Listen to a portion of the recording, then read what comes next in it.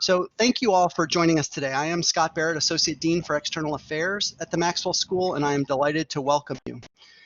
This is the latest in a series of conversations with Maxwell faculty members who are leading experts nationally and internationally on important topics of the day. So now for our program. I'm delighted to have Sean O'Keefe, University Professor and the Howard and Louise Phanstiel Endowed Chair in Strategic Management and Leadership with us today. Not only is Professor O'Keefe a proud Maxwell graduate, he is just the 17th faculty recipient in the nearly 150-year history of the university to be designated a university professor, the most senior faculty appointment conferred by the university. Concurrently, he is Distinguished Senior Advisor at the Center for Strategic and International Studies, Maxwell's top-ranked think tank partner in Washington, D.C. Previously, Professor O'Keefe was Chairman and Chief Executive Officer of Airbus. Prior to joining Airbus, he was the company officer and Vice President of General Electric, following his service as Chancellor of Louisiana State University. Professor O'Keefe has served as a presidential appointee on 4 separate occasions when he led NASA, as Secretary of the Navy, as Deputy Director of the OMB and Deputy Assistant to the President, and as Controller and CFO at the Defense Department. His first presidential appointment followed nearly a decade with the U.S. Senate Appropriations Committee, concluding as Staff Director of the Defense Subcommittee. Between his formal public service posts and at various times in his career, he's held faculty appointments at Pennsylvania State University, LSU, and Syracuse. Following the completion of his graduate degree at the Maxwell School, Professor O'Keefe began as a presidential management intern in the inaugural class of that program in 1978. Professor O'Keefe is the recipient of the Defense Department's Distinguished Public Service Award, the faculty recipient of the Syracuse University Chancellor's Award for Public Service, the Department of the Navy's Public Service Award, and has been awarded honorary doctorate degrees from 5 higher education institutions, including Loyola University New Orleans, his undergraduate alma mater. Syracuse University has presented him with the Ahrens Award for Excellence in Public Service, and he has received the Meridian International Center Award for Corporate Leadership. Professor O'Keefe is a fellow of the National Academy of Public Administration and serves on the board of directors of the Partnership for Public Service. His graduate course offerings, very popular, we've heard some of his former students on here today, include public management, national security policy, technology management, leadership, and participation in various executive education programs. And I've heard him say of all the great and important jobs he has held, being a professor at the Maxwell School is right up there at the top of his list. So we are delighted to have Professor O'Keefe here today. Sean, please take it away. Well, thank you, Scott. For that overly generous introduction. I assure you that that's not the same kind of approach that my family takes with this. Their attitude is that that's just a testimonial of the fact I have a difficult time keeping a job. But the one I've kept most often has been at the Maxwell School. And it's my second time on the faculty during the course of my career, and it's really a treat to be back. And it's something that I've really enjoyed a great deal. Just to have the opportunity to be back at a graduate alma mater, but also to really see the chance to delve into this a bit more. My colleagues are also reminding me that they're going to keep voting to bring me back until we get it right. And I'm laboring awfully hard to try to accomplish that and minimally successful at that task, at least on a day in and day out basis. I'm doing my best at it, but there it is. But it's this has been a really extraordinary time to be back, and it's one that I'm reminded with great regularity that so many aspects of my professional career were shaped by the experience of being a graduate student at Syracuse, at the Maxwell School, and by the very principles that the school has embraced for nearly now a century.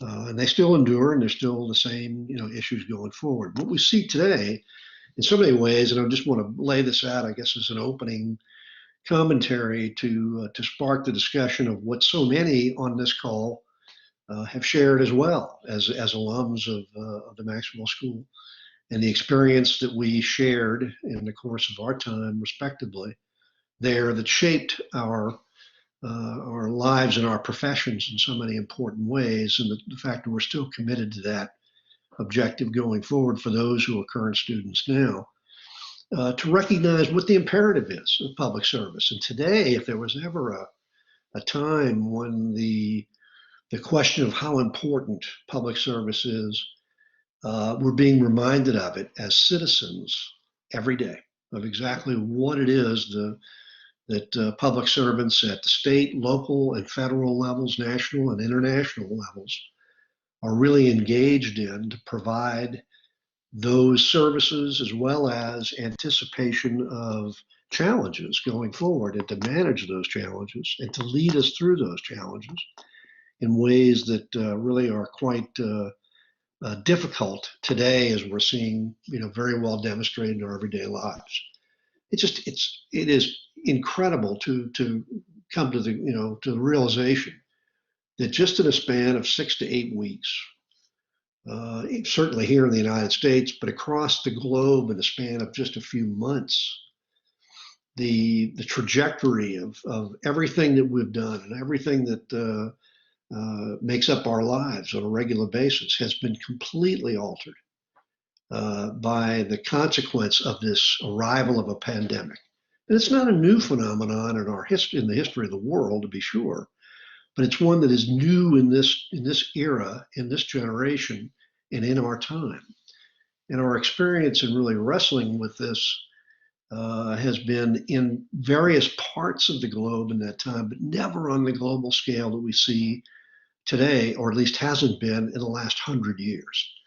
And that's a challenge. We're now relearning the difficulties that go with that. It's an abstraction in some ways to even think of how broad-based this is, yet at the same time, we're reminded every day in looking at the images on television of cities around the globe in which the streets are vacant, and the very common challenges we're all dealing with as humans on this planet are much more profound than what we're seeing in everyday life going forward.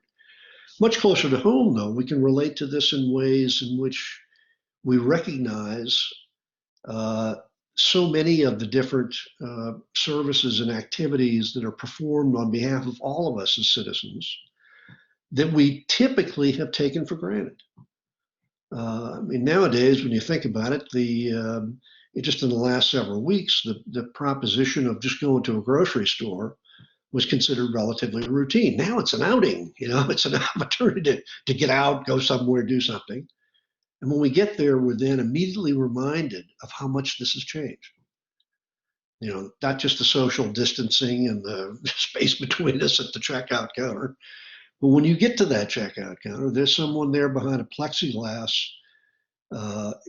enclosed area that is working with us and for us on our behalf at risk to themselves in ways we never appreciated before. Never had any conception that would be a real challenge going forward. And yet that's the world we're beginning to live in, that is just such a seemingly very surreal kind of experience. Less visible to us, and only when it's immediately apparent of what fellow citizens around us are performing every day, who have uniquely stepped up to the challenge of being public servants in these circumstances, or just the array of extraordinary healthcare professionals we see profiled seemingly in each and every news segment every night. On every occasion in which we've seen the heroism and courage that so many have stepped up to.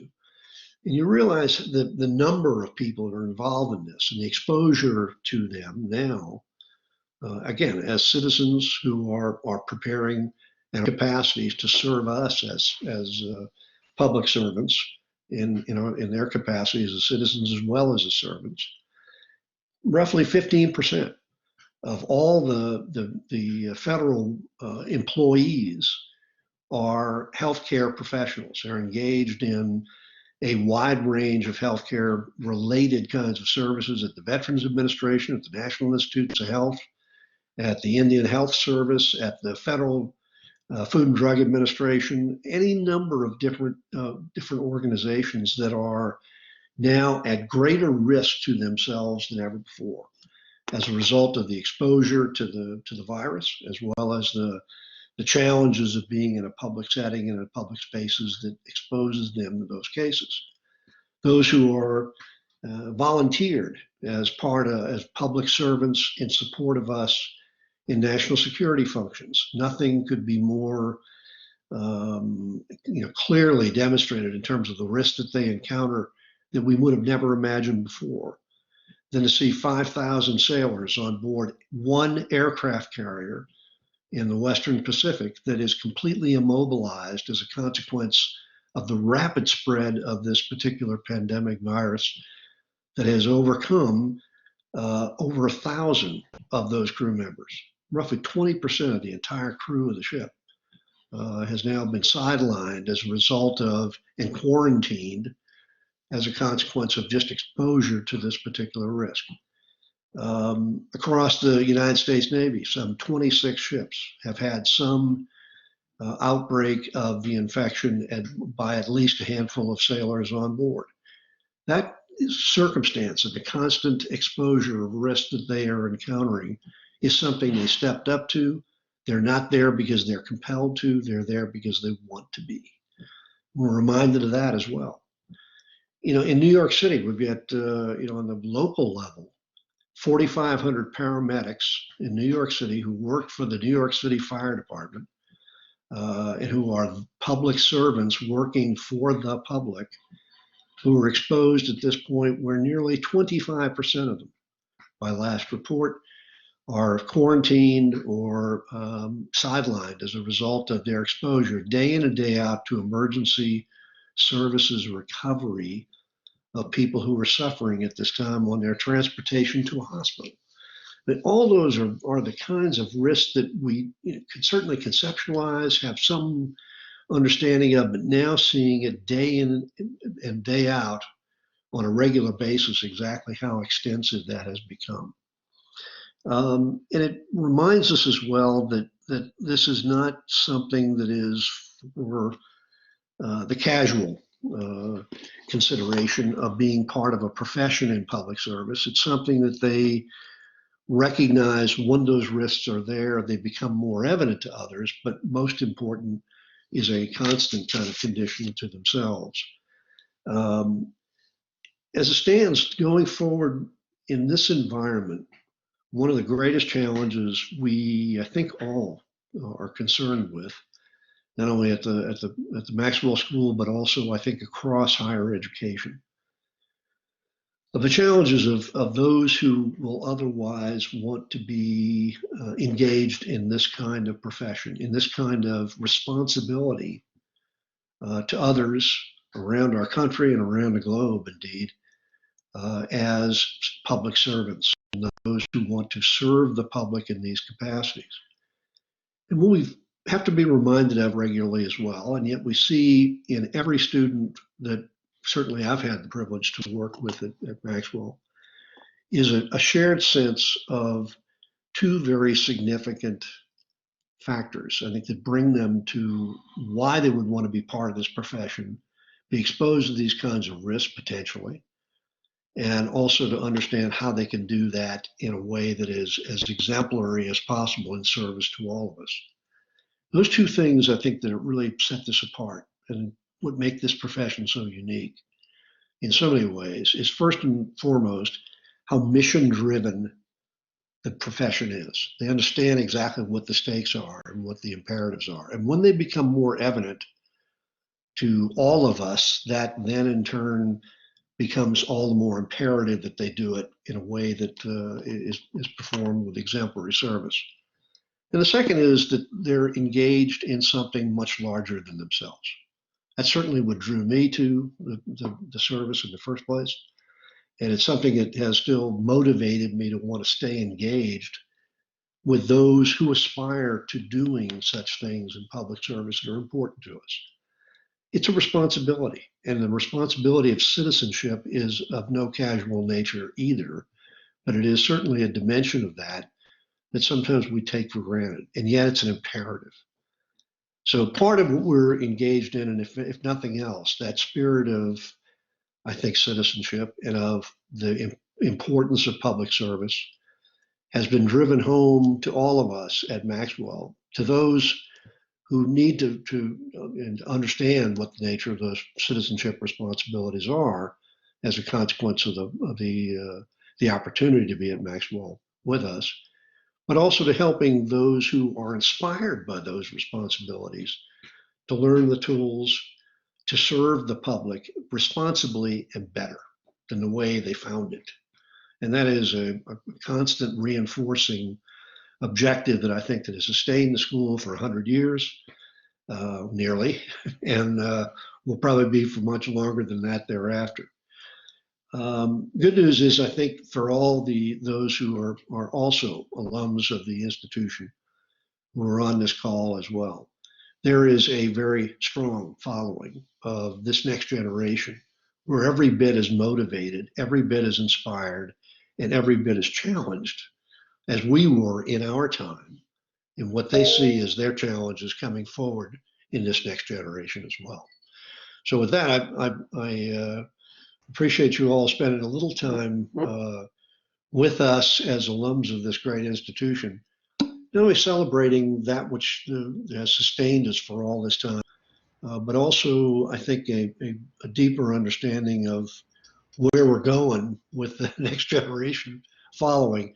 And I'm here to tell you, we all ought to be inspired by the fact that they're every bit as good at it, and hopefully going to be much more proficient at dealing with some of those challenges going forward. Well, Scott, let me turn it back over to you. Let's have more of a conversation. Sean, thank you so much. So appreciate it, and definitely your inspirational message. So we will take questions from the audience now. So please remember to use the icon at the bottom of your screen to raise your virtual hand, and leave your hand raised and we'll call on you in order. When we call on you, we'll ask you to unmute your phone and you can ask your question, or unmute your microphone and you can ask your question. When you're not speaking, we ask that you keep your microphone muted. If you prefer, you can also type your question in the chat box and we will ask it on your behalf. So let's see, who has the first question? It looks like James Bergeron has a question. James, why don't you unmute your phone or unmute your mic and ask your question? Hello, everyone. Professor O'Keefe, it's great to see you again. Jim Bergeron from NATO. Hello, SecNav. It's good to see you. No, thank you, Jim. Appreciate it very much. The question is, we've heard a lot about in the last month or two of this tension between politics and expertise and professionalism. Given your extensive experience across all of these fields, what are your thoughts on balancing political direction and an expert knowledge and expert advice? Well, I think as public administrators, part of, I think, what, again, Maxwell has always dedicated itself to is independent of the partisan view or the political view. You owe it as a imperative to citizens to have an expertise in the field that you're working through, and you call it the way you see it. And I think that's an absolute necessity in having a vibrant as well as productive democracy and political discourse that has to go on in order to measure what those policy options need to be going forward, and choosing wisely what they need to be. So separating those two is always a challenge. Sometimes it's more apparent as a challenge than usual, but it nonetheless is one that is part of the importance of what public service is all about, is recognizing you're dealing with public policy matters, and you've absolutely got to let the expertise and the facts speak for what those options will be. And how those choices get made is a matter of how communities and ultimately the public will support that answer going forward. But that's an entirely separate question. First and foremost, you have to call it like you see it. Sean, thank you. Jason Yaley has a question. He has his hand up. So Jason, why don't you unmute your microphone and ask your question? Hey, Sean, thanks for your time. My question for you really is the idea that goes to recovery. And so you've seen your fair share of crises in this nation. And so as many of us are thinking about, or we're facing in our professional lives and companies, these conversations about return to work and return to operations, whether it's an office space, government organization, or the like, what themes have you seen that have carried organizations successfully through to that next step to back to normalcy? Well, that's a straightforward proposition. I think first and foremost, what you've really got to do is deliver a very, very clear external message of what the outcome is we're looking for, where we're trying to get to, what we're trying to achieve, and have everyone not maybe necessarily agree with every detail of it, but at least embrace the fact that there is going to be, some future that's going forward and what that external message communicates. Second is just to communicate, I think, continuously internally as well within an organization of what the absolute imperative is of staying mission focused, being focused on the objective of what you're trying to deliver on, and how that plays into what that outcome is you defined in the first case, of what the future will hold and what it looks like going forward. And then finally, I think you got to have a constant objective of reminding folks why what they do is all part of that effort, that everybody collectively pulling the oars in the same direction may achieve that outcome. And if anybody drops that task, that means it's just that much more effort that's got to be put into everybody else doing it. So it is the leadership focus in these important times, emerging from challenges like this. It's important to stay on message, have a very clear articulation of what it looks like at the end, be consistent in that message going forward, and then in turn describe for everybody what it is, why your role is so important, making sure that it has to happen that way. Absent those three variables, I've rarely seen an organization emerge effectively out of a crisis situation. Sean, I have a few questions in the chat box. Michael Lewin has asked, and I know you've spoken on this very publicly in the Times and in the Post, but putting on your Navy hat, how do you feel the Navy handled the Captain Crozier matter to which you referred? Michael, nice to hear from you. This is great. Appreciate you tuning in today. It's a pleasure. Again, I've not been, too muted about on this particular topic. I think anytime you've got a situation in which a commanding officer, somebody who is the leader in charge on a deployed, activity, you've got to put your trust and confidence in that ability the ability of the individual to lead. And they've got a very short time span to make decisions, and it is imperative that they be supported in the decisions they make. In that regard, I think the Navy leadership failed to follow through on that fundamental tenet of leadership. And as a consequence, the judgments being made about whether or not the right chain was followed and so forth was absolutely the wrong set of things to be concentrated on at the time in which I think Captain Crozier had to make the decision to say, we've got an immediate problem right now. We have 5,000 sailors at risk, and I need help right now to deal with that. Instead, they were too worried about how that was communicated, which avenue it was used, and so forth. You can deal with all that stuff later, and all those protocols and everything else after the fact. In the very near term, what that commanding officer did was first and foremost put his crew, his sailors, above himself, and made that decision. And that in and of itself is a commendable proposition that ought to be supported without any further qualification. And then thereafter, you can work through all the issues of what you do from there and how do you recover after that starts once he's made that decision to move forward and support it. Thanks, Sean. Robert Rivera is asking, Professor, thank you so much for doing this. The administration's decisions have been considered subpar by the majority of the global community. In your managerial leadership course, my biggest takeaway was your call to, quote, lead people and manage things. My question is, what can we as a nation do when that thing, in this case COVID, is broadly viewed as being exacerbated rather than adequately addressed by the person at the helm?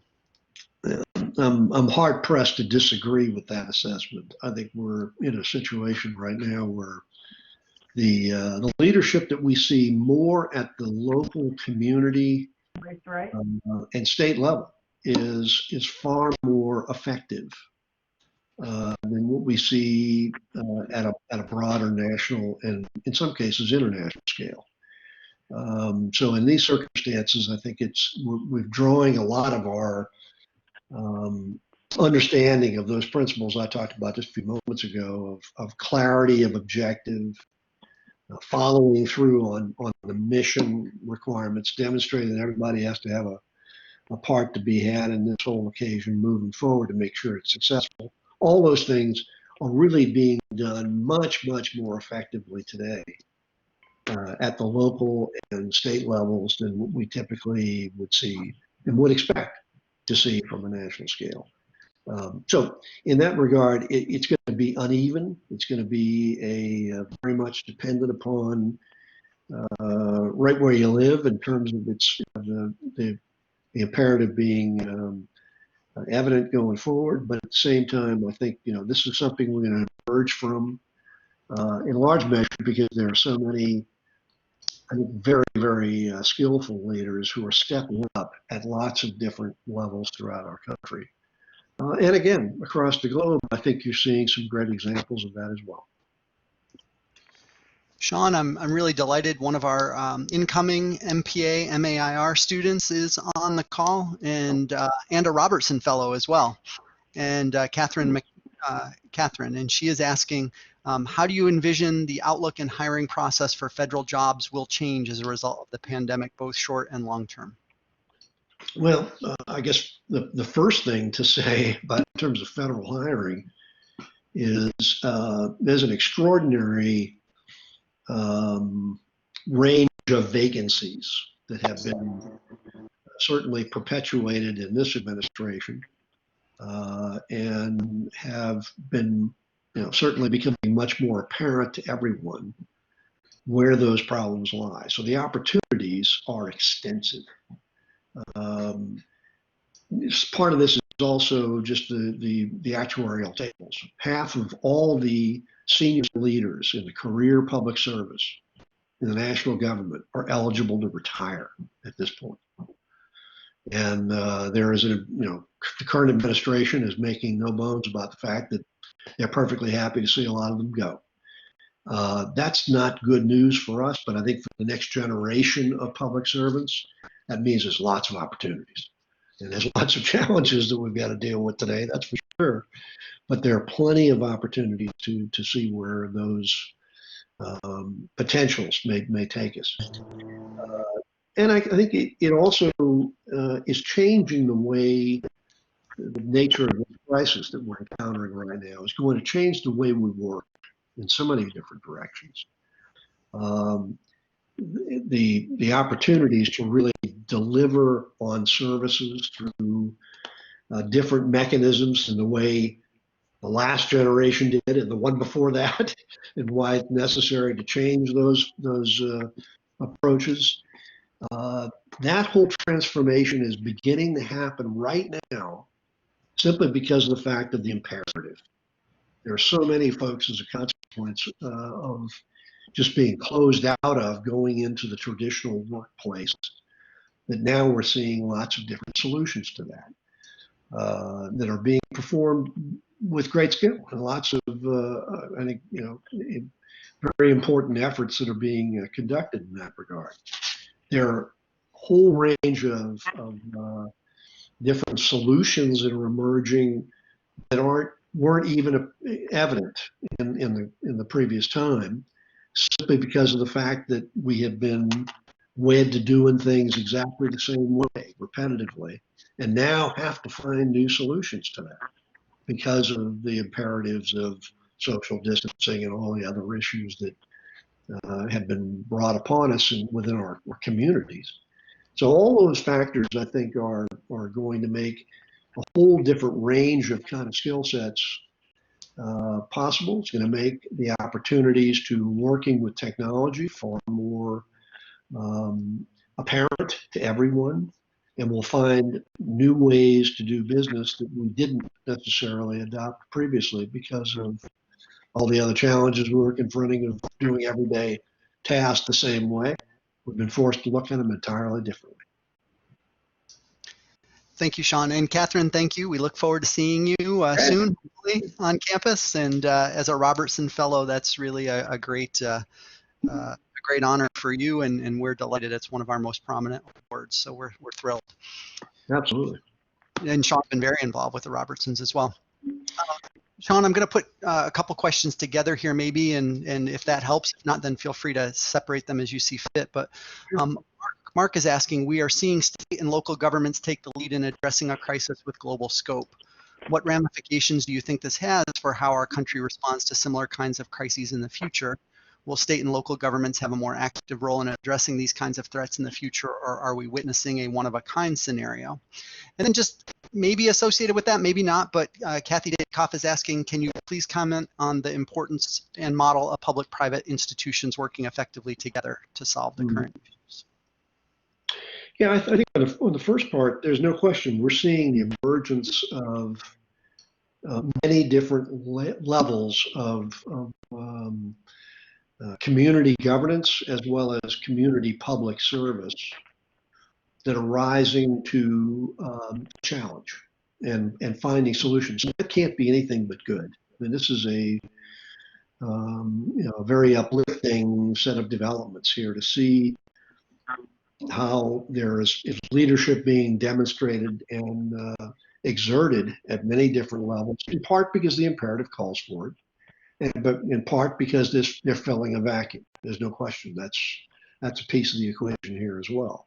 But I think, first and foremost, it becomes an opportunity, I think, for us to realize that in so many ways, at so many different levels, there are a multitude of community challenges that are best served at the community level, because that's where the solution is going to be most apparent, and it's going to be most specific, I think, in dealing with the immediacy of those problems and issues that are uniquely there. They may be similar at different places, but they're inevitably going to be a different set of solutions that will work in some places and not nearly as well in others.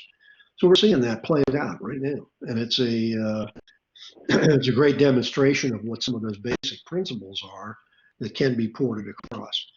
And is that necessarily a portending of how governments will be conducted in the future? I think if anything, it may be just a reawakening of what we already knew about it, which is the ability to deal with some of the immediate community challenges as close as you can to the source of where those issues are emerging. At a broader level, I think it is it also becomes an opportunity for different generational leadership to emerge, and that's never anything but good going forward. Is the opportunity that we'll see new leaders emerging, new opportunities for folks to demonstrate their abilities to look at different solutions. In terms of public-private opportunity or partnerships going forward, there's no question. We've been moving in the direction of more and more collaborative efforts over the last 2 decades, to the point where so much of what is performed as public service that had been done uniquely and only by government employees is now being done by a multitude of different service delivery methods that, in part, some of it is public service employed directly by organic organizations of the government, and in many other cases, it's in collaboration with private organizations going forward. And I think we're going to see more and more of that continuing to go forward because of the nature of where that expertise resides and where the opportunity to employ those technology advances and so forth in ways that is much more familiar to other kinds of opportunities for application. And I think we're seeing that with greater frequency. It need not be two monolithic kind of sectors, that they can become very compatible together. And we've seen that demonstrated more and more in the last couple of decades, and now seeing the demonstration of that very positively today.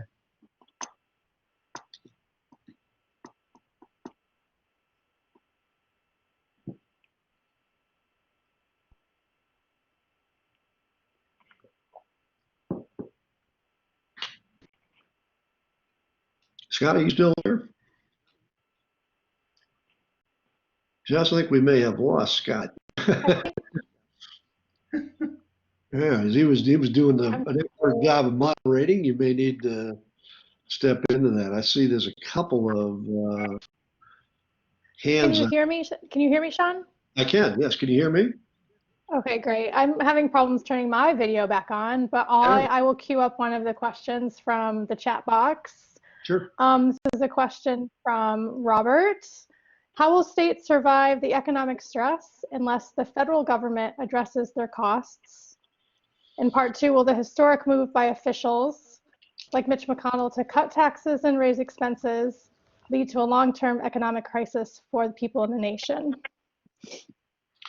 Well, on the first part, I think we're already there. The incredible consequence of this last 2 to 3 months of the combination of a close down of the economy as well as just a result of the unemployment and everything else that has occurred thereafter has created the financial challenges that we're looking at right now.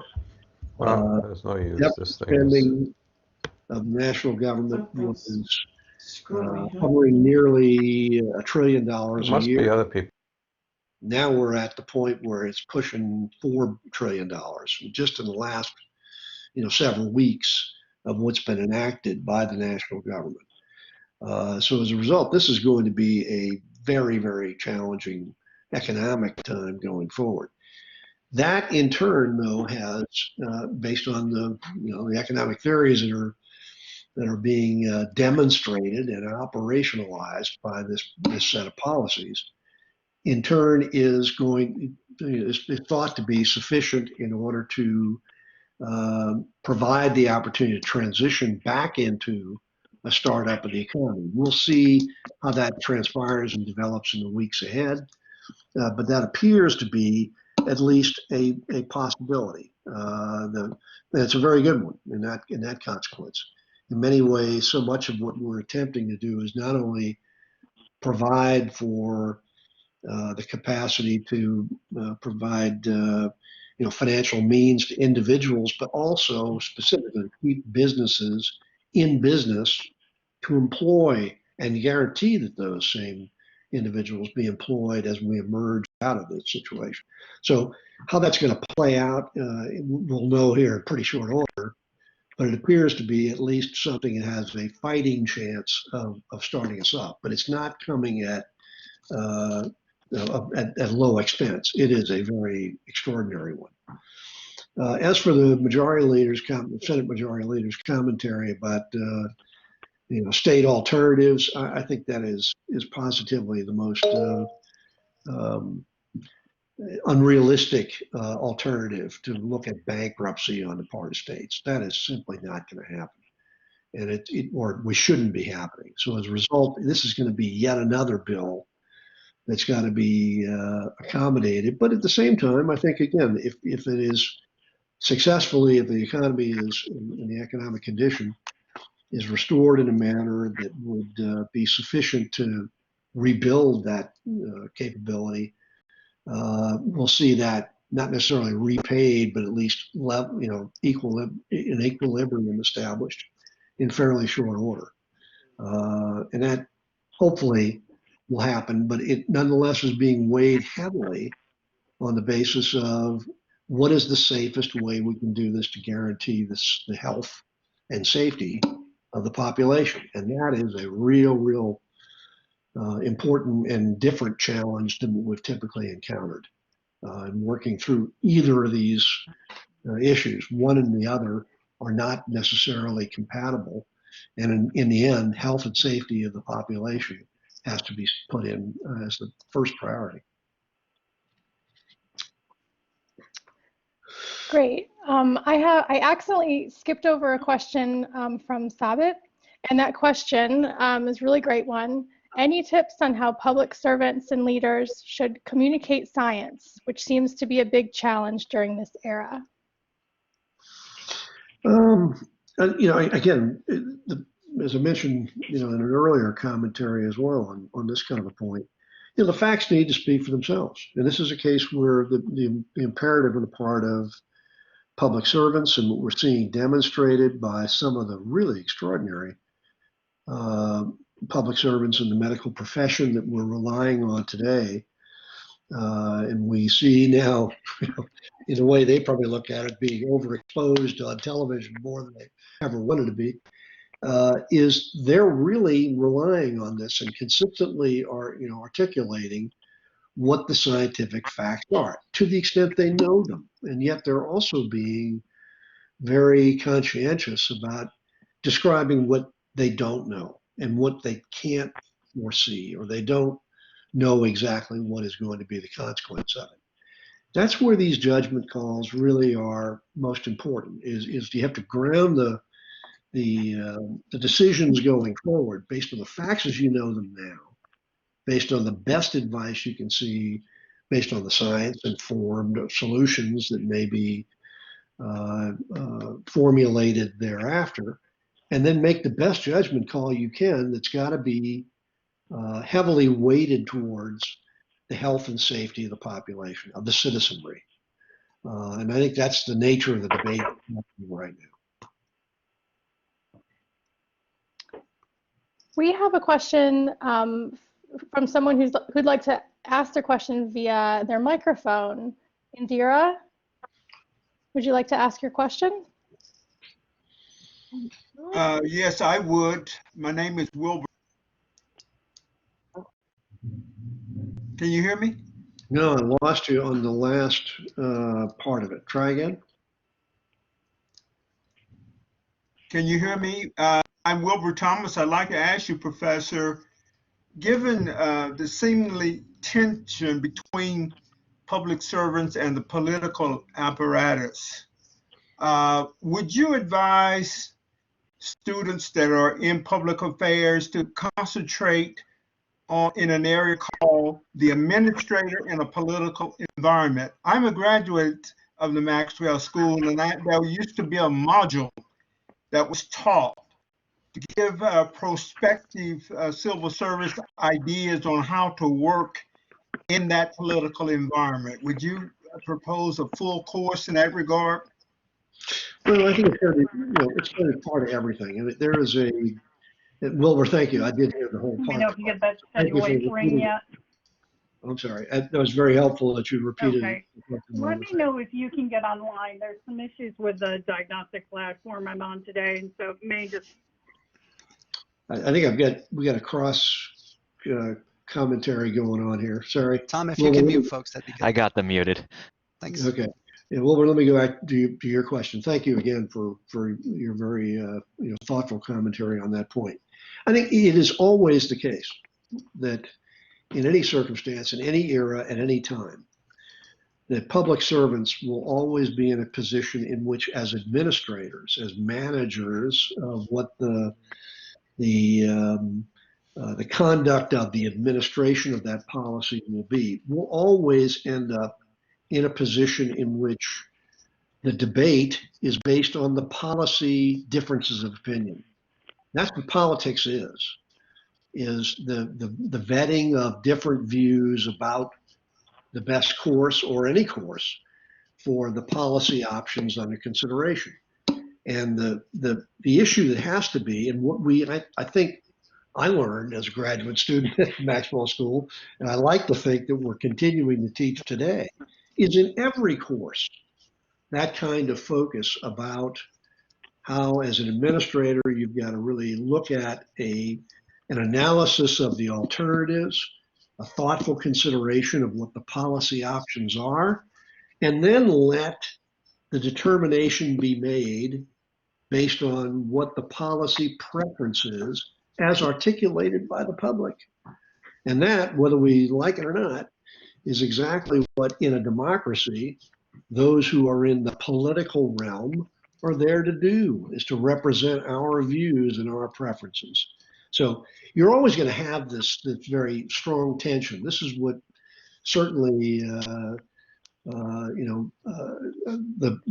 whole focus of a public administration has been concentrated on the modern era, is this constant dichotomy between the policy preferences articulated by public expression of political views and that of the administration, management, et cetera, efficiency of the implementation of those policies. And that's something that, again, is the nature of every dimension of what is in the realm of public management and public administration going forward, and why leadership and strategy are such an important feature in understanding exactly how you come up with the most equitable solution and policy set going forward. It's got to be baked into every course.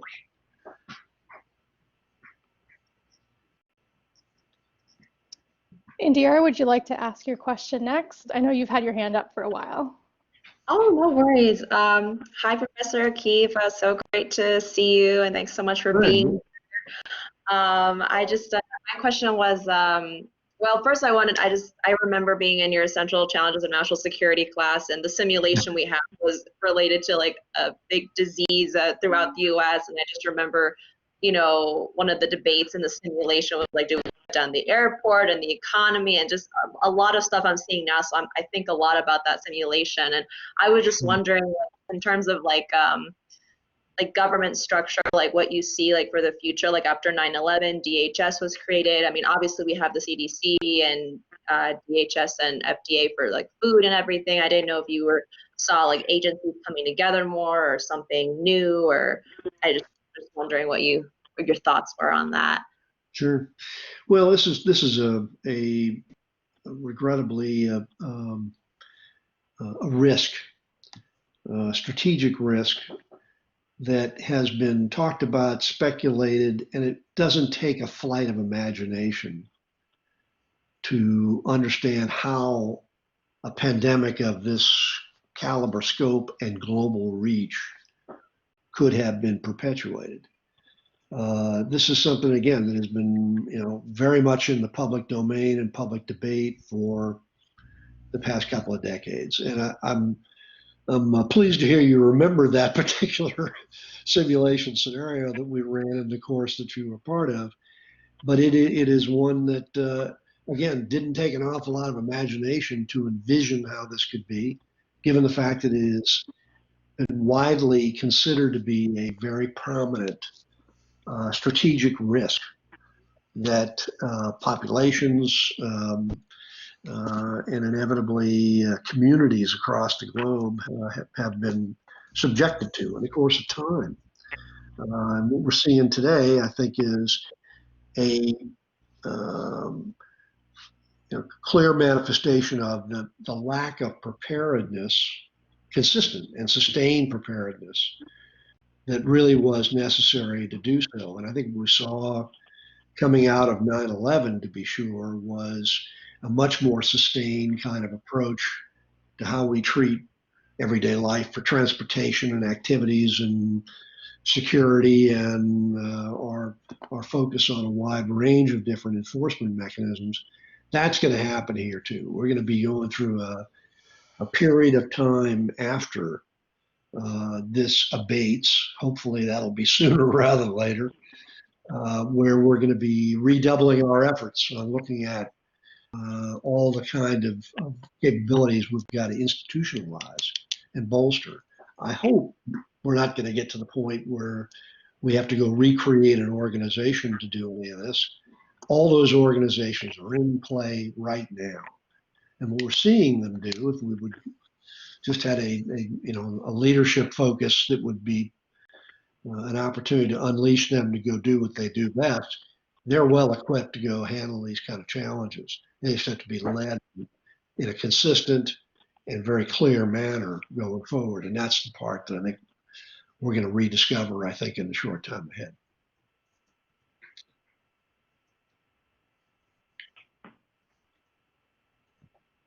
Thank you. Sure.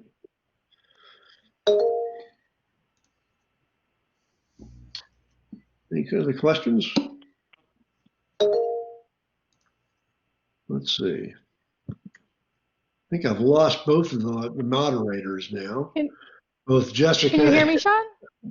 And Scott. Oh, Jess is back. Okay. Jessica, are you back? Okay, can you hear me, Sean? I can, yeah. If you can, awesome. We have time for one final question today, and it's actually from a prospective MPA student, Alec. In addition to thanking you for your time in today's session, he shares that in his experience as a Fulbright grantee, I saw firsthand the importance of multinational partnerships in the public sector. In his question, will the current pandemic force nations to focus on themselves more internally and shy away from collaboration with each other? That's a great question, Alex, and all the more reason why we're most hopeful you'll come join us. I think that's the kind of thinking, as well as the critical thinking that constantly is engaged at Maxwell, and I think you find that to be very very rewarding going forward. I think the initial reaction, my personal view is the initial reaction is going to become one of a very inward thinking and very nationalistic across the globe on many different fronts. And that is certainly what we've seen manifest in some of the public policies that have been implemented, acted on of late. This particular crisis event, because it has affected us similarly across the globe, is going to motivate, I think, a dawning revitalization in some ways of the sense of globalization and the imperative that there be a multinational consideration of different options going forward. And we'll put back on the agenda, I like to think, the broader challenges that we faced as humans across the planet together that really have to be wrestled, because this is a great example of how there isn't any national bias of how this is affecting anybody. It is happening across the globe in ways that are all part of any scenario that it wouldn't have taken a lot of imagination to have figured out how it could have transmitted. And it certainly hasn't been, and all the information we're seeing now suggests you could see this coming like a long way away. And the facts that we weren't as prepared for this or as alert to this and as sensitive to this was in part because of some of the challenges across those multicultural differences that now we'll be reminded of what the penalty is for that. If anything, I think we may see that as a one of the elements that will emerge from this. In the near term, no, I think there's no question we're going to see more of an inward focus and attitude expressed by policy as well as our preferences for things. But over time, in not a very long period of time, it's going to have a much more multinational kind of orientation to it. So at this point, I think we're out of time for questions. I'd like to thank Professor O'Keefe. Thank you so much for joining us today for our first session this week. You can check out the chat window where Scott has put details on our second session in 2 days with Professor James Steinberg, which is on this Thursday at 3:00 p.m. Eastern Time. And at this point, I'd like to transition to Dean Van Slyke, who will close out today's session. Oh, thanks. Sean, I just want to really thank you, and for all of you alumni and prospective students who had the opportunity to join us today. You can see what's so special about the Maxwell School. Professor O'Keefe reflects the very best about public service, and his own career is a testament to the fact that governance is leaders and individuals working across every sector of the economy at every level of government. And Professor O'Keefe has that kind of experience. And when you hear Professor O'Keefe, one of the things that I think he is representative of among the faculty is that he takes a very analytical and objective approach to how we think about issues. At no point did you hear Professor O'Keefe launch into heavy degrees of partisanship. And in every one of his examples, I think what you saw clearly was the fact that he's identifying how individuals in the public, private, and nonprofit sector have to work together. They have to exchange information. They have to coordinate and find opportunities to partner. But I think what you especially heard from Professor O'Keefe, and it's a testament to his career, is how important trust is to the work of public service. And that's the trust of individuals that you see like Professor O'Keefe who have moved in and out of government over the course of their career. But his commitment to government and to effective public service has never waned just because he stopped getting a government paycheck. Everywhere that he was involved, his work was always about how do we make this country stronger. And I think his final comments really reflect something that is so unique about the Maxwell School. Our orientation and focus is not only one sector, it's not one state, and it's not just one country. Professor O'Keefe is one among our 33,000 alumni working in 145 countries around the world, working in every sector and every level of government.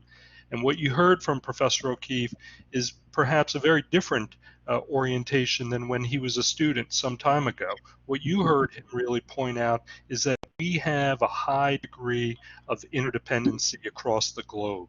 And no matter what we think about a particular issue, we can't talk about foreign policy without also talking about health security, trade, diplomacy, climate security, and human rights. And I think for all of you alums, I hope that you feel that the educational experience that you got at Maxwell has reinforced this, but especially for all of you prospective students out there and our current students, I hope you see in Professor O'Keefe what you'll also find in the department, which is a group of faculty and staff with a deep commitment to making a difference in our communities. Sean, thank you so much for joining us. Really appreciate you being here and your tireless contributions to the school, but also to our nation.